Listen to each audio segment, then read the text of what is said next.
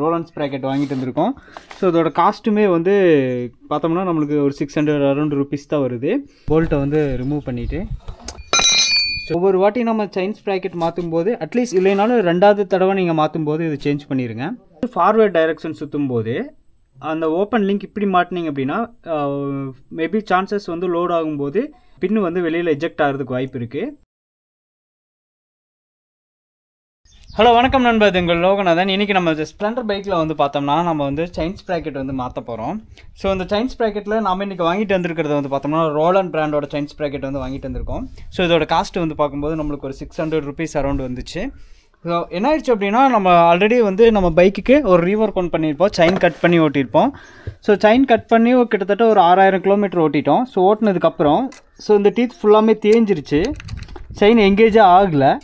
So இந்த ஒரு காரணத்தினால வந்து இந்த ஸ்ப்ராக்கெட் வந்து சுத்தமாக வியர் அவுட் ஆயிடுச்சு. ஸோ இது டீத்தே சுத்தமாக போனதுனால நம்ம வந்து ரோலண்ட் ஸ்ப்ராக்கெட் வாங்கிட்டு வந்திருக்கோம். இந்த ஒரு ஸ்ப்ராக்கெட்டை பொறுத்த வரைக்கும் ரோலண்ட் பிராண்டு வந்து நம்மளுக்கு நல்லாயிருக்கும் ஸ்ப்ளெண்டர் பைக்குக்கு. ஸோ இது வந்து 44 டீத்து. லேட்டஸ்ட் பைக்குக்கு 44 வரும். ஒரு சில பைக்கில் வந்து பார்த்தோம்னா 42 டீத்து வரும். இது வந்து BS6லலாம் 44 டீத்து தான். ஸோ இந்த 44 டீத்து வந்து இதில் வந்து மாட்ட போகிறோம். இப்போ வந்து இந்த செயினை ரிமூவ் பண்ணிவிட்டு வாட்டர் வாஷ் எல்லாம் கம்ப்ளீட் பண்ணிவிட்டு நான் ஃபர்தராக அதை கண்டினியூ பண்ணும்போது உங்களுக்கு நான் காட்டுறேன்.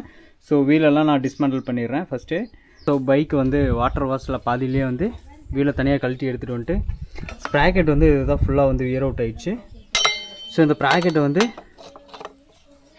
தனியாக வந்து லூஸ் பண்ணி வச்சுட்டேன். ஸோ இந்த மாதிரி வந்து போல்ட்டை வந்து ரிமூவ் பண்ணிவிட்டு அந்த போல்ட் மாதிரி கொடுத்துருப்பாங்க, ஸ்க்ரூ எல்லாம் வந்து தனியாக ரிமூவ் பண்ணி எடுத்துட்டோம்.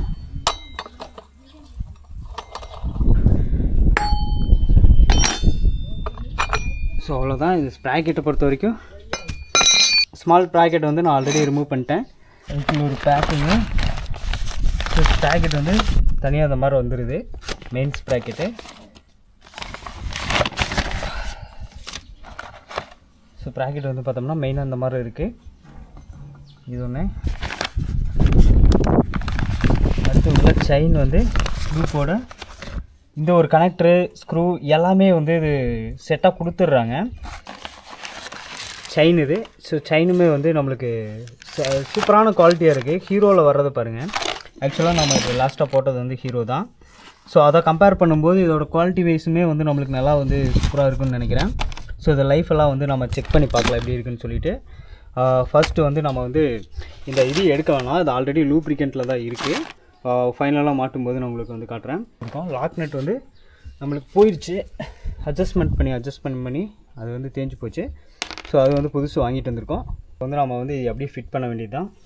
இது மாட்டும்போது இந்த இடம் டஸ்ட் இருக்குதான்னு பார்த்து ஃபுல்லாக வந்து இதை வந்து க்ளீன் பண்ணி விட்ருங்க. டஸ்ட்டு ஃபுல்லாக க்ளீன் பண்ணிட்டு இந்த ஏரியா மட்டும் நம்மளுக்கு வந்து டஸ்ட் இல்லாமல் இருக்கணும். ஸோ இதையும் முடிஞ்சால் நம்ம க்ளீன் பண்ணிடுவோம்.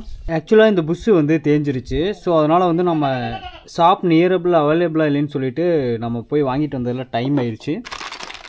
இதை வந்து பார்த்தோம்னா புதுசாக வாங்கிட்டு வந்திருக்கோம். ஸோ நம்ம வந்து ஆக்சுவலாக இது மிஸ் பண்ணிட்டோம். ஸோ இது வாங்கிட்டே வந்திருக்கணும். அது வந்து டேமேஜ் ஆயிடுச்சு. ஸோ ஷேக்கு கொஞ்சம் அதிகமாகவே இருந்துச்சு, நம்ம மாட்டி இது பண்ணும்போது ஷேக் அதிகமாக இருந்துச்சு. ஸோ அதனால் வந்து நம்ம போய் புதுசே வாங்கிட்டு வந்துட்டு இந்த புஷ்ஷு தான் வந்து இதுக்கு பேர் வந்து டேம்பர்னு சொல்லுவாங்க. ஸோ வீலோட டேம்பரு. ஸோ இது வந்து தேஞ்சிருச்சு. அதனால் அந்த ஷேக் வந்து நம்மளுக்கு அதிகமாக இருக்கும், வீலோட ஷேக்கும் ஸ்ப்ராக்கெட்டோட ஷேக்கும். ஸோ அதனால் வந்து நம்ம இது புதுசு மாற்றிக்கிறது சேஃபு. ஸோ ஒவ்வொரு வாட்டி நம்ம செயின் ஸ்ப்ராக்கெட் மாற்றும் போது அட்லீஸ்ட் இல்லைனாலும் 2வது தடவை நீங்கள் மாற்றும் போது இது சேஞ்ச் பண்ணிடுங்க. ஸோ இந்த மாதிரி ஃபிக்ஸ் பண்ணதுக்கப்புறம் நம்ம வந்து செயின் ஸ்ப்ராக்கெட் மாட்டுறதுக்கு தொடங்கலாம். ஸோ இது வந்து நம்ம க்ளீன் பண்ணி வச்சுருக்கோம். ஸோ இந்த புஷ்ஷில் கரெக்டாக உட்காந்துருச்சுன்னா ஸோ அந்த ஷேக்கே இருக்காது. ஸோ கம்ப்ளீட்டாக அந்த ஷேக் வந்து அரெஸ்ட் ஆயிடும். ஸோ இந்த மாதிரி ஷேக் இல்லை அப்படின்னா நம்மளுக்கு வந்து அந்த ஓவல் அடிக்காது செயின் ஸ்ப்ராக்கெட்டு. ஸோ எப்பவுமே வந்து ஸ்ப்ராக்கெட் மாற்றும் போது இந்த ஒரு இதை வந்து நீங்கள் கம்ப்ளீட்டாக வந்து புஷ்ஷை வந்து சேஞ்ச் பண்ணிடுங்க. இதுதான் வந்து நம்ம செயின் ஸ்ப்ராக்கெட்டு ரோலண்ட் பிராண்டோடது. So 44 teeth. லேட்டஸ்ட் எல்லாமே 44 டீத்து தான் வரும். ஸோ இது 44 டீத்தை வந்து இந்த ஒரு ஃபில்லட் அடித்த மாதிரி ஒரு சர்க்கிள் கொடுத்துருப்பாங்க. இதை வந்து உள்ளே போகிற மாதிரி வச்சு ஜஸ்ட் இப்படி உள்ளே போகிற மாதிரி வச்சு லாக் பண்ணிட்டிங்கன்னா வேலை முடிச்சு. லாக் பண்ணும்போது நம்மளுக்கு இந்த ஏரியா வந்து நீட்டாக க்ளீன் பண்ணிடணும். ஸோ இந்த இடத்துல டஸ்ட் இருக்கக்கூடாது. சின்ன சின்ன கிளியரன்ஸுமே வந்து நம்மளுக்கு வந்து செயின் ஸ்ப்ராக்கெட்டை வந்து ஸ்பாயில் பண்ணிடும். ஸோ இந்த ஏரியாவெல்லாம் நம்மளுக்கு சின்ன டஸ்ட் இருந்ததுனாலுமே லைட்டாக கிளியரன்ஸ் மாறும். ஸோ பர்ரு டஸ்ட்டு இதெல்லாம் இருக்கான்ட்டு இதெல்லாம் க்ளீன் பண்ணி விட்டு இந்த இடமெல்லாம் கம்ப்ளீட்டாக க்ளீன் பண்ணிடணும். அப்போ தான் வந்து அந்த கிளியரன்ஸ் வந்து கரெக்டாக செட் ஆகும்.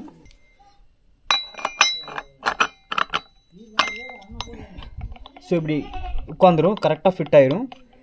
ஃபிட் ஆனதுக்கப்புறம் நம்ம வந்து பார்த்தோம்னா ஸோ எல்லாம் வந்து ஈவனாக டைட் பண்ணிடலாம். இது வந்து நம்ம தனியாக ஃபிட் பண்ணிடுவோம் பைக்கில். ஃபிட் பண்ணினதுக்கப்புறம் நம்ம வீல் எடுத்து தனியாக மாட்டிக்கலாம்.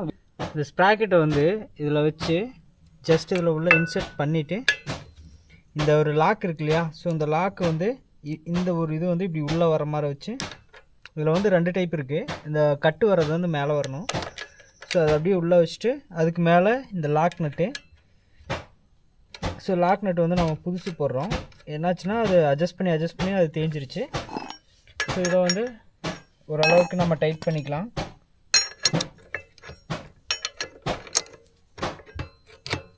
ஸோ இந்த அளவுக்கு அட்ஜஸ்ட் பண்ணுற அளவுக்கு லூஸ் வச்சுட்டு அந்த அளவுக்கு லூஸ் வச்சுட்டு இப்போ வந்து என்ன பண்ணணும் அப்படின்னா மெயின் ஆக்சியல் போல்ட் இருக்கு இல்லையா, ஸோ இது வந்து ஆக்சியல் நட் போல்ட்டு. இதில் வந்து உள்ள இன்செர்ட் மட்டும் பண்ணி வச்சிடலாம். அடுத்தது இந்த பிரேக் ஷூ வந்து உள்ளே வச்சுட்டு வீலை தூக்கி அப்படியே இந்த பிரேக் ஷூ அந்த சைடு வச்சுட்டு வீலை தூக்கி அப்படியே இந்த புஷ்ஷில் உட்கார வச்சுக்கலாம்.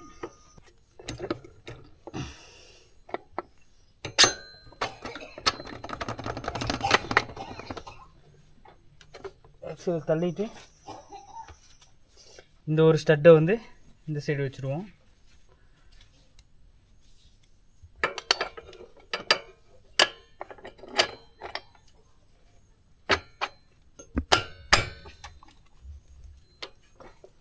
இந்த அட்ஜஸ்டபிள் வீல் கிளியரன்ஸ் அட்ஜஸ்டபிள் வந்து இந்த ஃப்ளாட்டாக இருக்கிற சைடு உள்ளே வர மாதிரி வச்சு அந்த சைடு போட்டு மெயின் ஆக்சியல் நட்டு போட்டுருவோம்.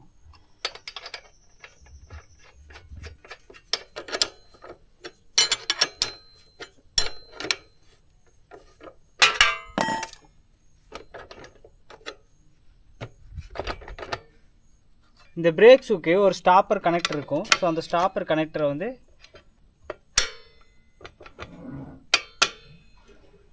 லப்பர் வாஷர் மேலே வச்சு அதுக்கு மேலே ஒரு ஸ்டீல் வாஷர் வச்சு நட்டை போட்டு டைட் பண்ணிடலாம். ஸோ இது வந்து 12 mm நட்டு வரும். ஸோ இந்த 12 mm நட்டை போட்டு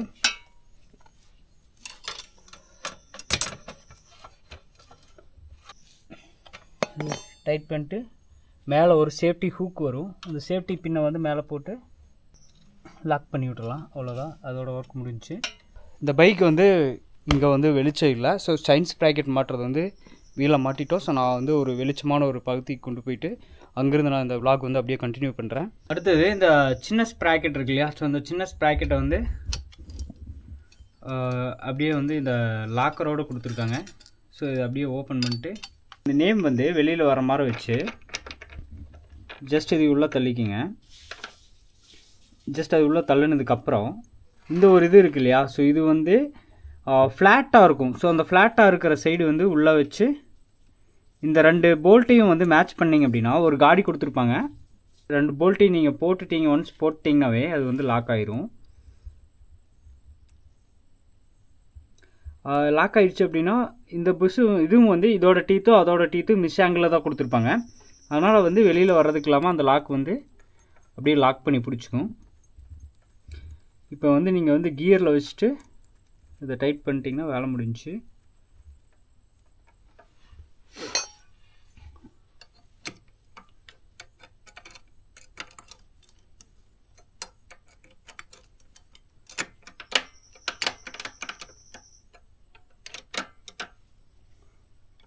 இல்லை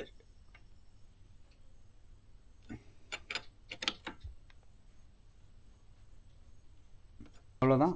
இதுக்கப்புறம் வந்து செயின். ஸோ செயின் எடுத்துட்டோம் அப்படின்னா ஆல்ரெடி க்ரீஸ் எல்லாம் லூப்ரிகண்ட்டில் தான் கொடுத்துருக்காங்க. லாக் ஆக்சுவலாக இங்கே இருக்குது. இந்த லாக்கை வந்து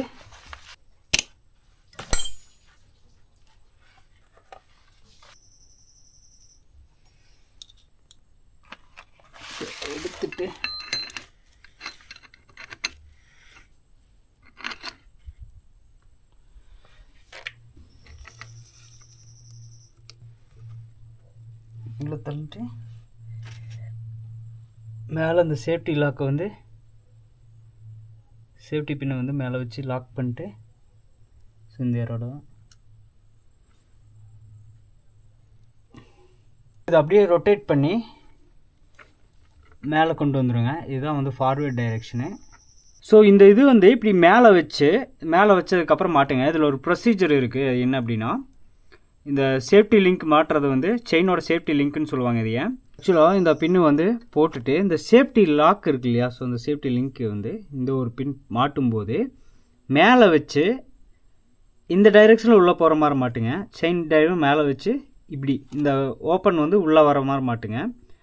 எதுக்காக அப்படின்னா, இது வந்து ஃபார்வேர்ட் டைரெக்ஷன் சுற்றும் போது அந்த ஓப்பன் லிங்க் இப்படி மாட்டினீங்க அப்படின்னா மேபி சான்சஸ் வந்து லோட் ஆகும்போது பின்னு வந்து வெளியில் எஜெக்ட் ஆகிறதுக்கு வாய்ப்பு இருக்குது. இப்போ வந்து பார்த்தோம் அப்படின்னா இதில் மாட்டும்போது இப்படி தான் லோட் ஆகும். இப்படி லோட் ஆச்சுன்னா இதுலேருந்து எஜெக்ட் ஆகி வெளியில் வராது. ஸோ அந்த ஒரு பர்பஸுக்கு தான் வந்து இதை வந்து மேலே இந்த லிங்க் மேலே வச்சுட்டு இந்த ஒரு ஓப்பனாக இருக்கிறது வந்து உள்ளே வர மாதிரி வச்சு மாட்டுங்க. அவ்வளோதான். ஸோ அது ஜஸ்ட் அந்த கான்செப்ட் தான். வெளியில் வந்து இந்த பின் இஜெக்ட் ஆகக்கூடாதுங்கிற ஒரு கான்செப்ட்டுக்காக இந்த டைரெக்ஷன் வந்து இந்த மாதிரி போடணும். ஜஸ்ட் இதை வச்சுட்டு